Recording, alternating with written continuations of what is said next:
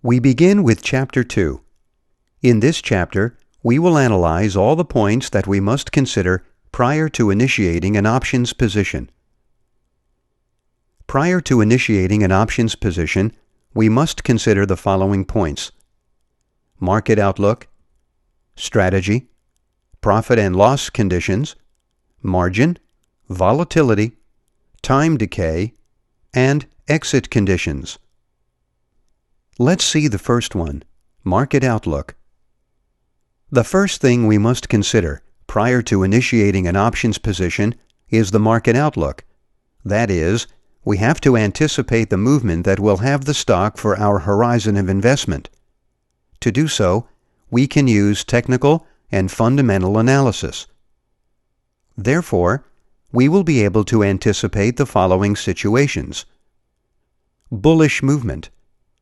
When we expect an upward movement of the stock.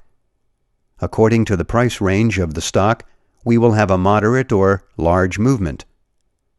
Bearish movement. When we expect a downward movement of the stock. According to the price range of the stock, we will have a moderate or large movement. And neutral movement. When we do not expect a considerable movement in the price of the stock. Let's see the point related to the strategy. Once we anticipate the movement that will have the stock, we must define the strategy we will use to take advantage of that. It may involve the purchase or sale of different types of contracts or a combination of them. Even some strategies may include the purchase of stock shares at the same time.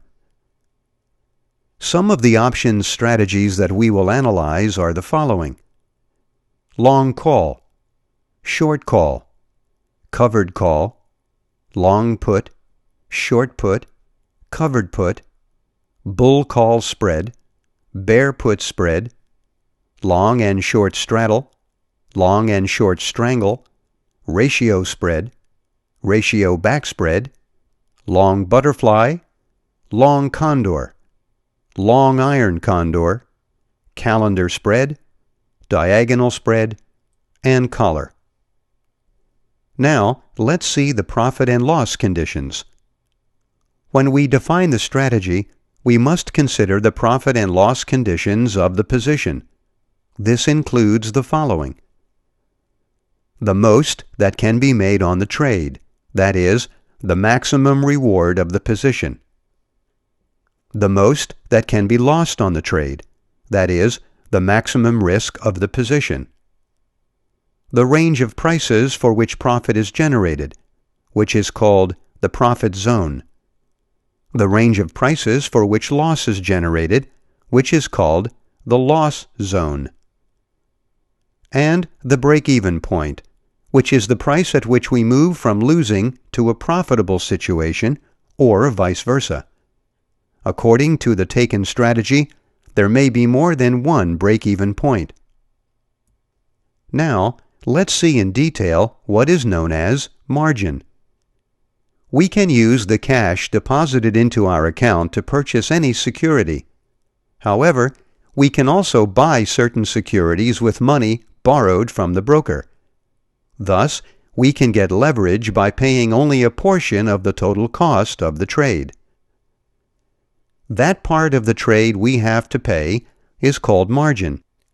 In order to buy on margin, we must have a margin account where our payment is deposited. In that case, it is said that the account has margin privileges. Of course, when we buy on margin, we have to pay interest on the borrowed funds for the period of time that the loan is outstanding. Usually, the annual interest rate is about 10%. Securities, which are able to be purchased on margin, are called marginable securities. For example, stocks are marginable securities, and therefore, they can be purchased with money borrowed from the broker. Thus, we will only pay a portion of the total purchase cost. In contrast, options are non-marginable securities. This means that when we buy an option, we must pay 100% of the purchase cost.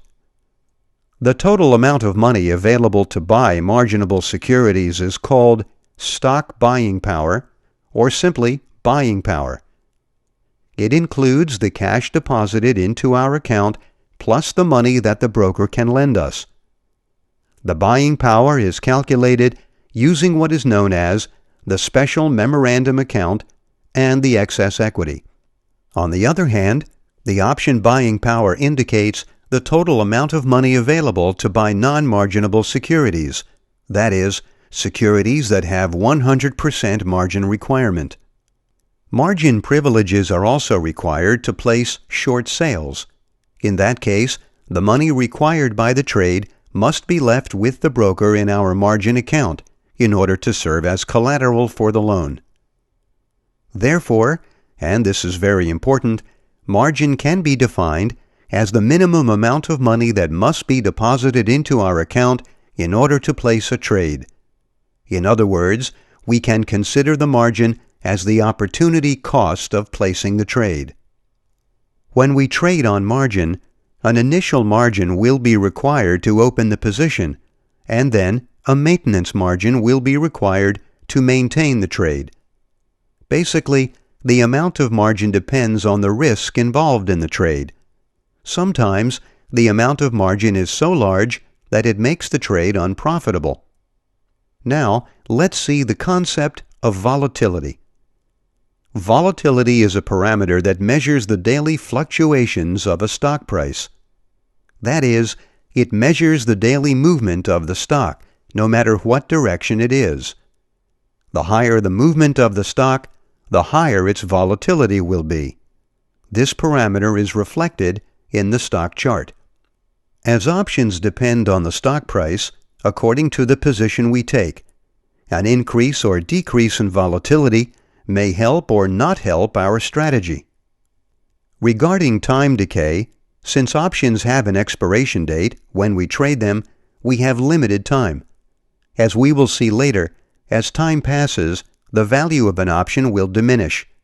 This phenomenon is known as time decay. Just like volatility, according to the position we take, time decay may help or not help our strategy. Finally, the exit conditions of our strategy will depend only on the current stock price. According to its relationship with the break-even points of the position, we will be in a profitable or losing situation. If the position has more than one leg, it can be closed partially. Here we ended with the chapter Options Strategies. In the next chapter, number 3, we will analyze in detail the long stock position.